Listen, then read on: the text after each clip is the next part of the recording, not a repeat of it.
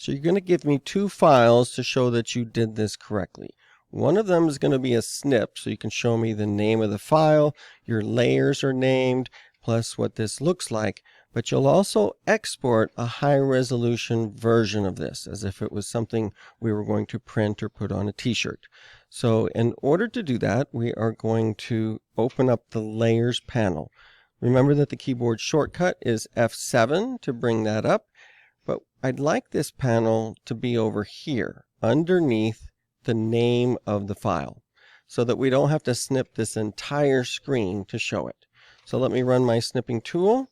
I'm going to say new. You can see we're going to snip the first 1/4 of the screen. So that means coming up here to the upper left-hand corner, making sure we include the name and the panel with all of those layers visible and named, and then just come down to, let's say, the very center. That way I can see each of the gradients that you have, the order of the colors, the panel, and the name of the file. So let's save this file, save as. Remember, this is going into your Scratch folder. It's not really part of our project, so we want to be in Documents. So we might need to go down to this PC in order to find there's a Documents folder right here. So I've got my Scratch folder. I got a weird name there. And what's a good name for this? Well, 23/11/08. Put the date that you snip it. And then this is the snip of sample graphic. Let's put layers, because it's very specifically want to see that those layers are being used. It's one of the most important things about your Adobe Illustrator graphics. With that saved and ready to turn in, we're going to export this high resolution version of this graphic. So it's File, Export, and we'll use Export As.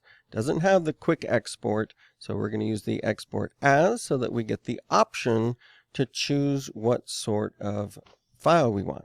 Now always say use artboards so that it trims off the corners here. We don't want it to be anything other than 1920 by 1080. And if we don't check that box, it'll be a slightly larger image. And I'll be able to tell that that wasn't trimmed off. So as you're drawing, it's okay if certain things go off the edges, because they'll just be discarded when you export them. So I would like you to export a JPEG version this time. Export.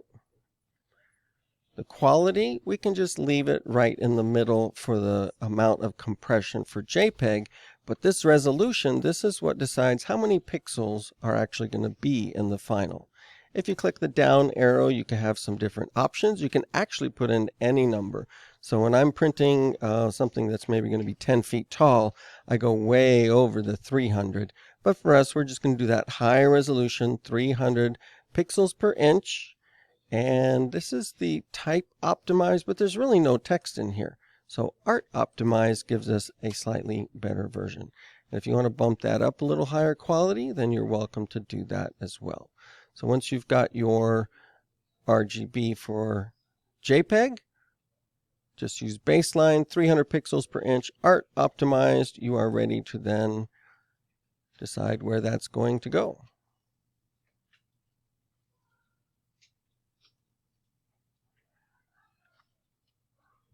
So where did that go? Let's go see.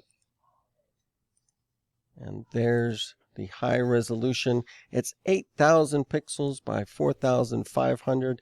That would have been more than large enough for us to use in our videos. And so you'll have a really good high resolution graphic. If we double click on that, you'll see that it is trimmed very carefully. It's filled in white pixels there. So this is not a snip. The snip is going to be of just the part of the screen showing the layers panel, and then this is the actual image that you've created exported. So turn in both this exported sample graphic as well as that snip that we saved down here in Documents, Scratch folder. So make sure I get both of those and they're named correctly so that I'll be able to give you credit for your work.